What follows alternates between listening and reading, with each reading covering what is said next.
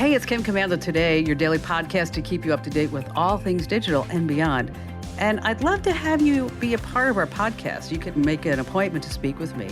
Just head over to Komando.com, and on the top right, there's a button that says Email Kim. Fill that out, and that's it. I always like to start with something that maybe you can use to impress your family and friends. And there's a woman by the name of Susan Wojcicki, and she's the CEO of YouTube, and she has been for the last 9 years, and she's stepping down. YouTube did almost $30 billion in advertising revenue last year. It accounts for 10% of Google's parent company, Alphabet's total sales. So YouTube's a big, big part of this company. But what I find interesting is that Susan was Google's 16th employee. She was also Google's first landlord. That's a little fun fact for you. Back in 1998, she rented out her garage in Menlo Park, California, to Google's co-founders for about $1,700 a month. Wow, isn't that something? Hey, in other CEO news, the CEO of IKEA has just been appointed as the Prime Minister of Sweden. Yes, and he's currently assembling his cabinet. Oh, yes. Now, you might notice my voice is a little raspy today. No, I did not go to a concert last night and scream a lot. I just got a little bit of a cold. And having a cold and being a national radio host is like the worst thing. So just bear with me as we get through the show. Hey, listen, you've tapped into the nation's largest, most trusted and fun show and podcast about all things digital. And if you're a new listener, welcome. We're totally glad to have you with us. And if you're already a listener, welcome back. You can find my award-winning show on over 425 top radio stations across the United States. And we're streaming in your favorite radio app. Just search for my last name, Komando. And we're streaming on demand 24/7 as a podcast, as a webcast, over at getkim.com. And a special thank you goes out to all of our listeners on the American Forces Network Radio. Our T-Mobile Unlimited listener line is now open at 1-888-825-5254 is the way to join us. And if you have a question but you're just too shy to come on a big-time radio show and podcast, I get that. Head over to Komando.com, and in the upper right-hand corner, there's a link that says Email Kim. All right, every single day, I am all over the internet visiting at least 30 different sites to make sure that you and I are both up to date on all things digital. And this is part of the show where I like to pass along 5 numbers that you may see in the headlines and what exactly it means to you. And the first number on our list is infinite. What did she say? Infinite? That's right. That's the amount of data that your phone is collecting about you. So why is that number infinite? Well, every time you use your phone, you just go ahead and pass along more data points to everybody who's tracking you. Now, the reason why I bring this up is that if you get your phone in China, you can forget all about that. A new study from the University of Edinburgh says that Chinese devices just send a scary amount of data back to Chinese service providers. Okay, that's a given. Okay, but even when those phones visit other countries, like the United States with better privacy laws, the phones are still passing along that data. So researchers found that these apps send sensitive information without any consent, like GPS coordinates, name, personal relationships, anything that they do on the phone. So the reason why I bring this up to you, because you're like, Kim, we're not in China. Hey, I know that, okay, and I have no plans to go to China. If you communicate with someone who owns a phone from China, then your information can be passed to those companies without you even knowing.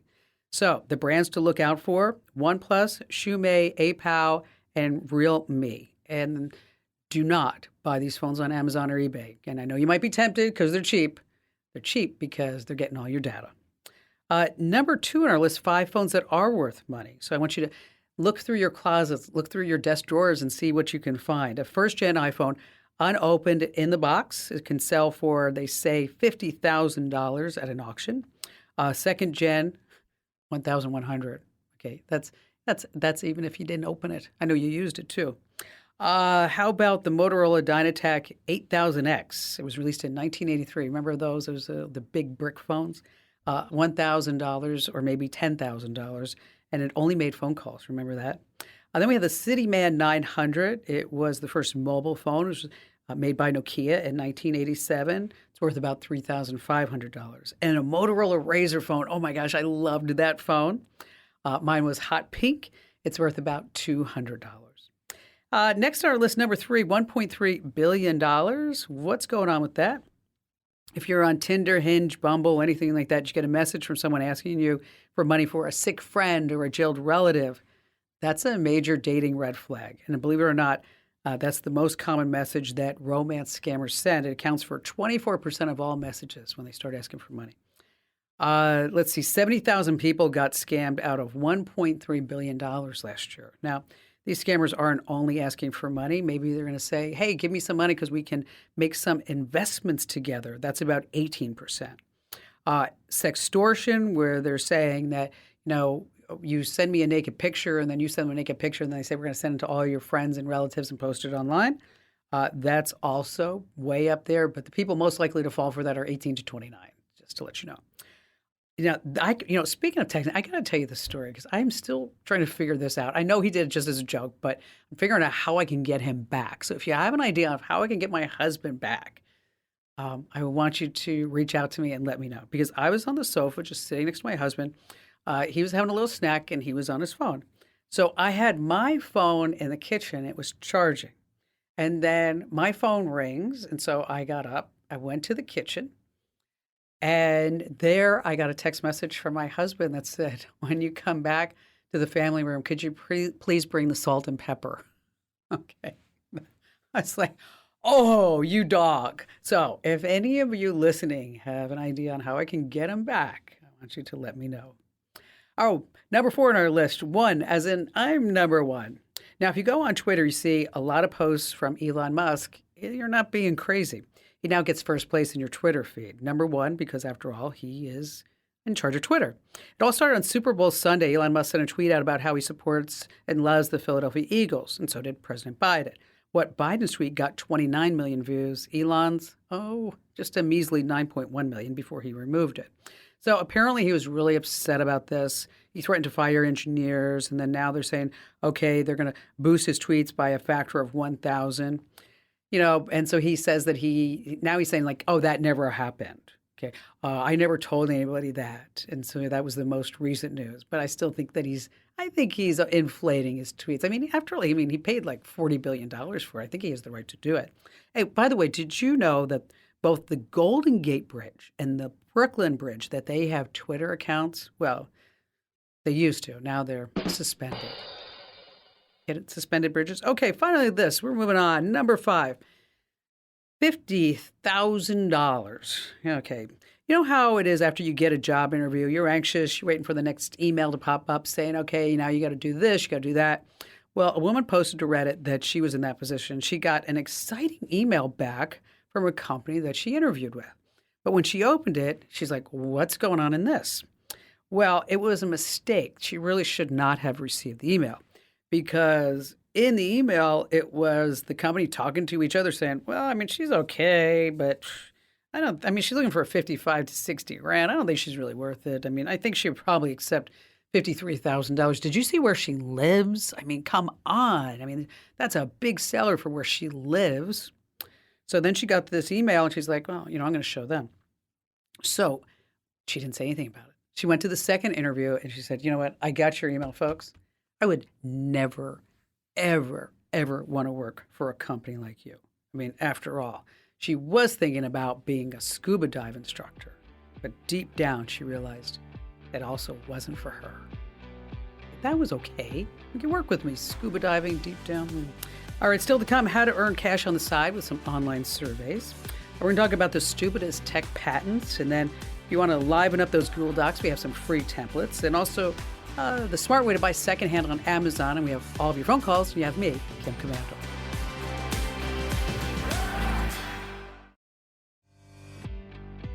I read this fascinating story the other day about how emojis are being used in courtrooms to decide cases. And I was like, I never really thought about that.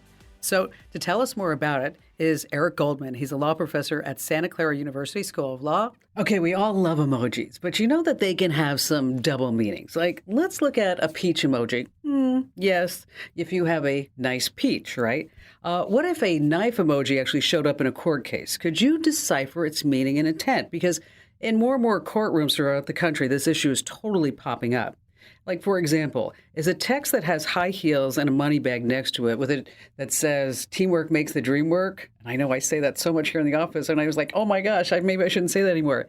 Is it enough to imply a relationship between a prostitute and a pimp? Well, it was enough. The person who texted it was sent to prison for 4 years. Or how about if a man texts his ex-girlfriend a pistol emoji? Is that a real threat? Well, in one court case in France, it was, and that man was sentenced to 3 months in prison. And joining us talking about this trend that's happening in law cases throughout the country is Eric Goldman. And Eric is a law professor at Santa Clara University School of Law. Hello there, Eric. Hi, thanks for having me. So, what was the craziest case that you've ever come across with emojis in the courtroom? I find this so fascinating. Emojis show up in hundreds of court opinions, but most of the time they're not analyzed. They're just referenced as part of the evidence. So we actually have a fairly small corpus of cases that talk about and analyze emojis.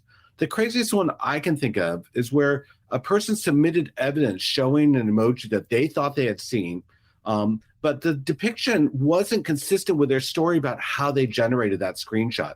And as a result, it came to light that actually the screenshot had been fabricated. And it was discovered because the emoji was using the wrong version of an emoji. So it was basically like a form of emoji forensics. They could figure out the mistake. So every year we have new emojis, and then they used an older version. Is that what happened? Yeah. So in this case, it was with an Apple device, and so the particular version of emoji that was used had changed over the course of Apple's emoji history. And so she had claimed she was using an older device, but the emoji that was depicted was only available on the newer device, and that then started to expose the lie. And so, you bring up an interesting point about text messages. So often I get the question here on the show, like, how do I save my text messages? Because I want to make sure in case I do need to bring them into a court case. How often are you running across where people are actually taking the time to save their text messages instead they just go into what I like to say, the intergalactic bit bucket? Or can the carriers actually get these text messages back? Text message storage isn't an expertise of mine, but I will tell you in the case I mentioned, actually part of the problem is that she said her phone had been destroyed. And so she submitted this evidence, but without actually turning over her phone so that the opposition could take a look and see if they could find the message. So this question about where do you get the source of particular evidence, this is a pretty common one in court cases. Have you ever run across a case where the emoji made the difference between jail time or not? Yes. And I'll call your attention specifically to one of several cases where emojis have been used by teens. And so the teens are chattering with each other the way that they talk. But they're doing it online in a way that's stored and often has emojis that might not mean what they look like they mean or what we assume they mean. And so in one case, a daughter was complaining about her relationship with her mother, and she used a bunch of really hateful statements towards her mother. But there were emojis attached to them, and the court said, the emojis make it seem like she didn't really mean all these hateful things that she said. We aren't going to treat it as if she really intended to go and cause harm to the mother, like her text message actually suggested. And so in a sense, then, the emojis helped recontextualize the conversation and kept her out of jail. Wow, that's something. Are there certain emojis that criminals use? You gave a good example in your introductory remarks. You mentioned, for example, that high heels and money bags have a particular meaning in the sex trafficking context that they don't mean elsewhere. You didn't mention another one was the crown emoji. And every time I use the crown emoji, which isn't often, I get nervous for the same reason you got nervous about the teamwork makes the dream work statement. But in fact, emojis develop slang meanings regularly. That's true with all other forms of human communication. It's not unusual to emojis. And so there's plenty of emojis that have criminal slang that we may not be aware of if we're not in that community. So, for example, many emojis have drug context that I don't know about because I'm not in that particular market, but that is well understood among a group of people in the market about criminal activity. So would you ever have thought, go back to your 20-year-old self, that you'd be a professor of law Focusing on emojis. Actually, I'm going to say maybe, and I'm going to give you evidence why it's not just a completely ridiculous idea. I first taught an internet law course back in 1996. At the time, I was 28. And I included in my course materials for that class, there was no book at the time that would be suitable, but in my course materials, I included a glossary of emoticons because I thought they were so important to the way in which people were talking online that I thought my students need to know something about emoticons. So it's a little crazy to think that I spent so much time, I'm getting a chance to talk to Kim Komando about emojis. But emojis or the predecessor emoticons have actually been an integral part of how I've thought about internet law now for decades. Well, Eric, thank you so much for enlightening us about emojis and law. I'm sure that I'm not the only one who thought, like, how could these two worlds actually collide? But it does make perfect sense. Well, it's a real honor to be here. Thank you for the opportunity. I never ever really thought about emojis being used this way. Like cocaine is a snowflake. Different types of drugs are maybe like diamonds. If you're dealing drugs, you have an 8-ball. Weed is sometimes leaves or 4-leaf clovers. Sexting is all different kinds of emojis. Ecstasy are like aliens. Ketamine is a horse. We have a whole list of these, by the way, over at Komando.com in case you want to check it out. Hey, we're going to be talking about the stupidest tech patents with our amazing content queen, Ali Seligman, so stay right where you are.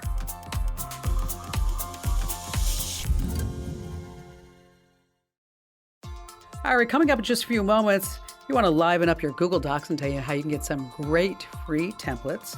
And then later on, how you can buy secondhand on Amazon and save some big bucks. And joining us right now here on the Kim Komando Show is our amazing content queen, Ali Seligman. Hello there, Ali.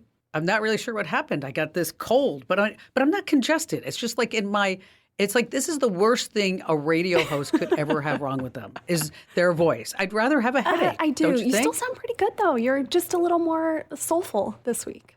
Yeah. Ooh, maybe I can get like that side hustle, like, oh, come on, baby, baby, baby.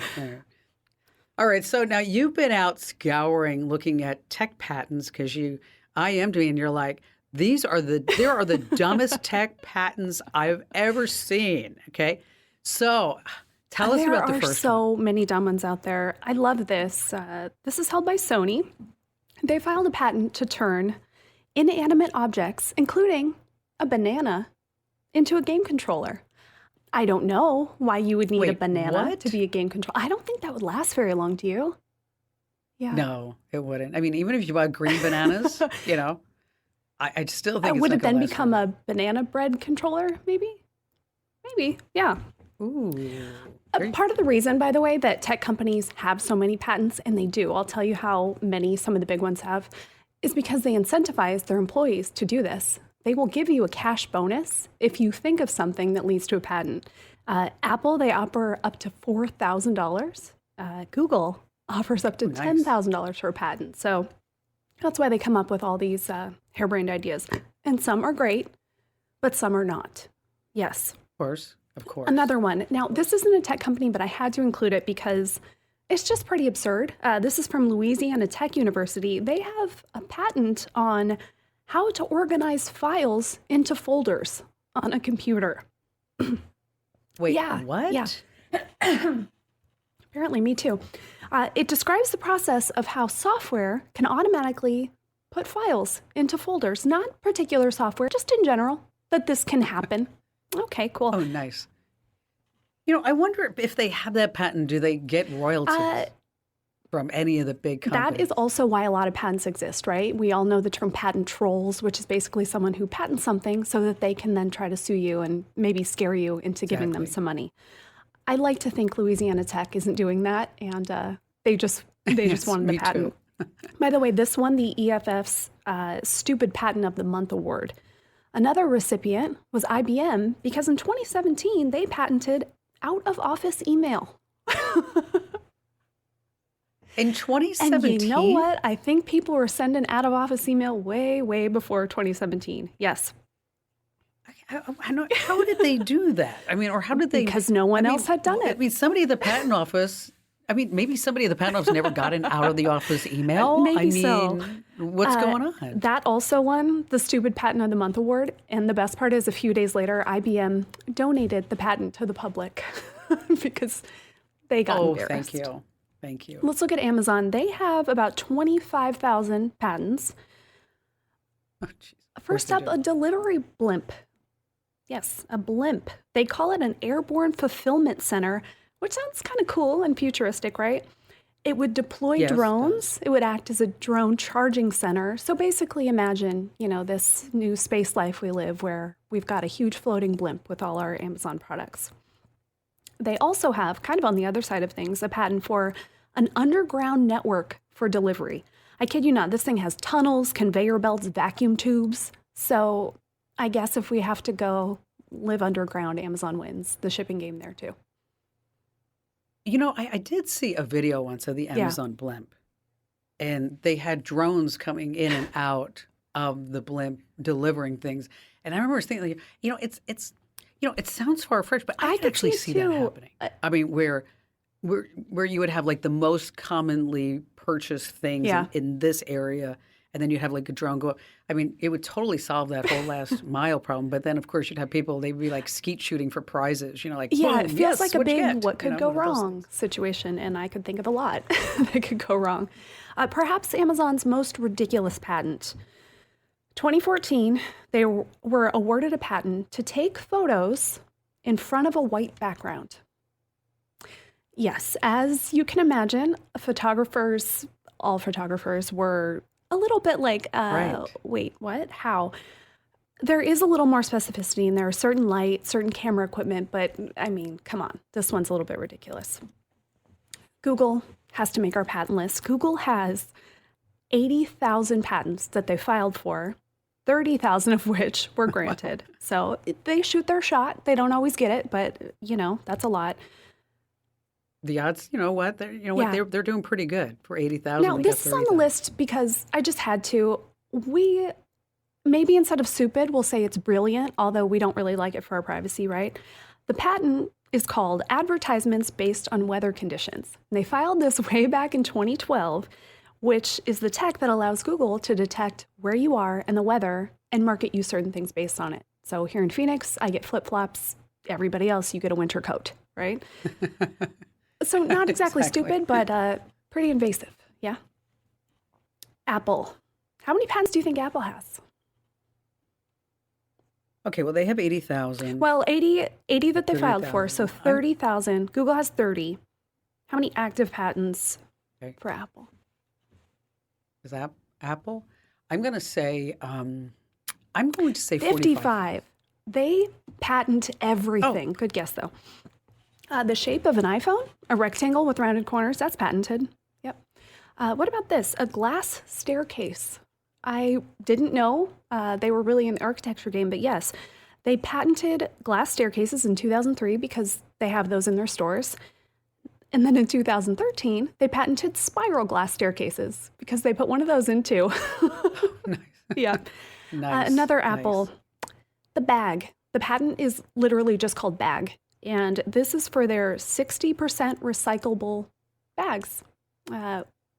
Why patented? Okay. They say that because they are 60% recyclable and not all flimsy and crappy like other bags, it's worth a patent. And I guess someone agreed because they got that patent. We can't talk about dumb patents without ending with Facebook. Oh, I love Facebook. Facebook is the greatest company. No, hey, they give us a lot of Facebook. fodder to talk about, right? Stand them. They do. You know what? They do. Absolutely. What did I read just the other day that Mark Zuckerberg's personal security is up this year to $4 million a year, just on his personal security, $4 million a year. I guess a lot of people don't like him. Or maybe, probably everybody's going after him. It's like, Mark, you closed down my Facebook account. I cannot get in, right? What's going on? Facebook.com/hacked. That's why he started that. Okay. Facebook, 2015, they patented tech that lets banks and lenders use social media to decide if they should give you a loan. Now, are they rating your selfies?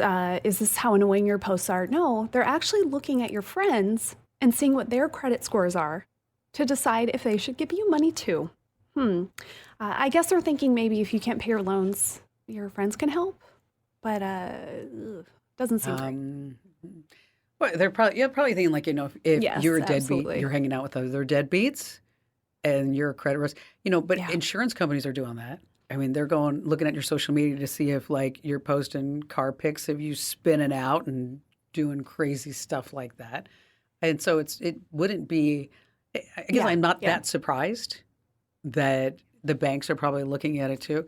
I mean, think of all the data points that Facebook has on just about everybody. But I love how people always complain about Facebook, but then they don't leave it, right? I mean, it's like, I hate Facebook, but I'm still on it, I mean, like, we're at facebook.com/Kim Komando, right? I mean, we have the show there and I have a personal account there. But you know what I did recently is I sat on my phone, I went to our Instagram account, and I don't know, for some reason that account was following 205 people. So every time I would go on, I'd see like 205, like, I mean, I don't even know who, half of these people are. I mean, probably a quarter of the people I maybe even had heard of. So I just wiped everybody out. And I just deleted everybody. So now we're following two people, okay? I'm following Ian because I'm his mom. And there's an account, I don't know if I can say this on the air. And there's an account called, I think I can, but I don't know if I can. Hint to it. It's okay. You know what? You should follow this account. It's called, I can say it. You know what? When somebody's online and they're showing off and saying like how great they are or this get rich quick scheme or whatever, they call themselves they're ballers, right? Okay. So there's this Instagram account called Baller Busters. And I think this is like the funniest thing because what they'll do is they'll grab clips of Grant Cardone talking about how buying real estate is a bad investment. You should never buy real estate. It's bogus, all this other stuff. And then the Baller Busters will come up where it's like they'll put up, Grant Cardone just bought a new house in Miami and he just bought this and he just bought this. So anyway, so those are amazing. the two accounts If that you're I'm on following Instagram, now. maybe don't search for that because you might get some weird stuff. Instead, go over to Instagram.com/Kim Komando, go to the followers, and you can find it. And then you can see exactly where they are. And you have to request to follow them too, by the way. Is that you've got to, because the account's locked down. Allie, great job as always. And what do we have coming up at Komando.com? We have so much good stuff. Now, we have talked a lot about our Opt Out Tuesday series, and we are expanding big time. So we already did this week how to get your information from Samsung, everything they know about you, Adobe, and we are going to tackle all the big tech companies. So if you're that person who is sick of knowing just how much Apple or Google or Microsoft knows about you, we're going to help you fix it. And again, that's Opt Out Tuesday every single, what day of the week would that be? Tuesday. Yes, Opt Out Tuesday at Komando.com. Great job as always, Allie. Thanks for being here. All right, if you're using Google Docs, you ought to be checking out the free template so you don't have to start from scratch. Some places where you want to go, template.net. They have this huge selection. You can have 100 downloads in any file format. They got stock images, fonts, artwork. It does cost a few bucks a month.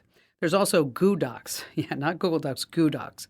And they also have free templates that you can edit, whether it's a Google Docs sheet or even a slide PowerPoint presentation, whatever it may be.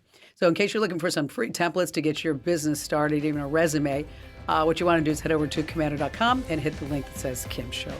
All right, still to come, we have more of your phone calls as well as some tips on buying secondhand on Amazon here on the Kim Komando Show.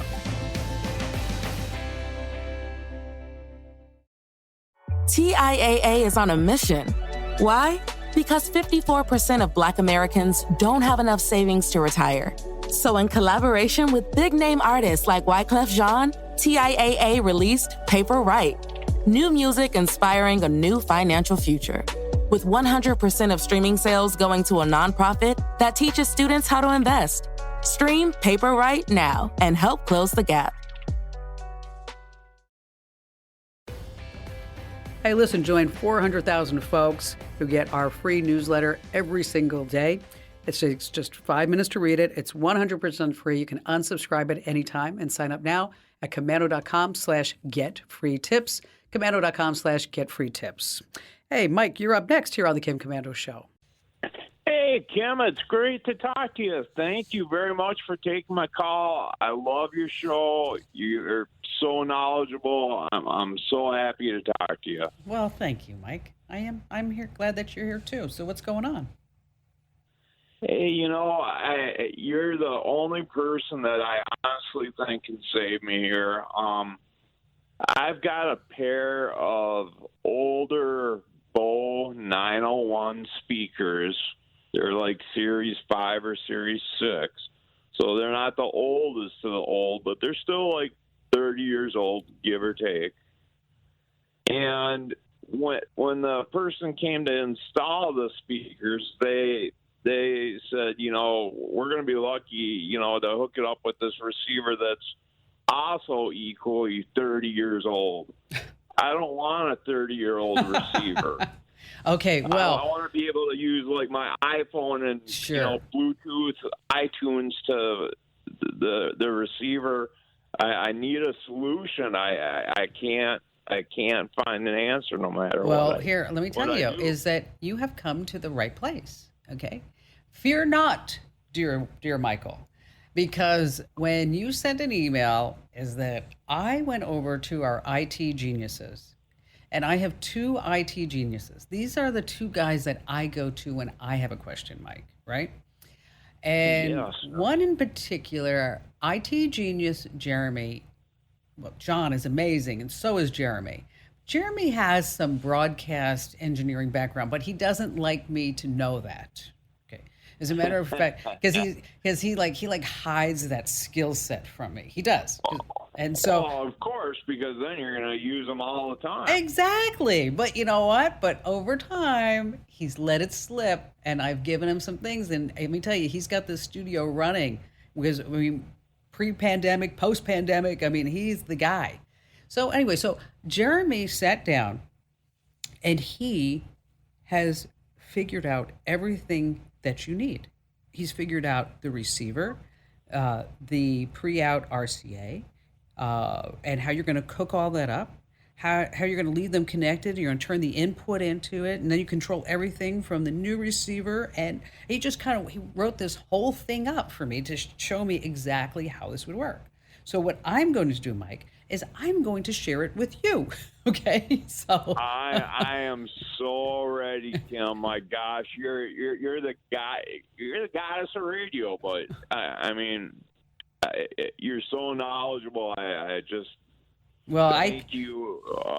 Well, Mike, I tell you, I can't take credit for this one. This is all of Jeremy and John putting this together. And so let me tell you, folks, if you've got some old speakers and you want to be able to bring them into the 21st century, is that we're going to post some links for what Mike's going to be using, and you might be able to use this stuff too over inside the Q&A forum inside the Komando community. And it's free to browse. You do have to pay to post, and it's just a few bucks a month. But again, that's komando.com/community, and Mike will send that out to you directly. And thank you so much for your call. It's always fun to help people out. Over at amazon.com/renewed, that's where you can buy expertly refurbished products at really low prices. And most of them are guaranteed for at least 90 days. Once again, that's amazon.com/renewed. But I want you to make sure that you pay attention, because they have like new, but like new and new is totally different, means different things to different people. Again, but if you want to check it out, just shop smartly at amazon.com/renewed.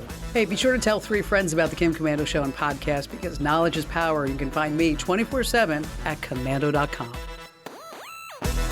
This program is a copyrighted production of Westar Multimedia Entertainment and protected by the copyright laws. Any rebroadcast or use of this program for commercial, business, economic, or financial purposes without the written permission of Westar Multimedia Entertainment is strictly prohibited.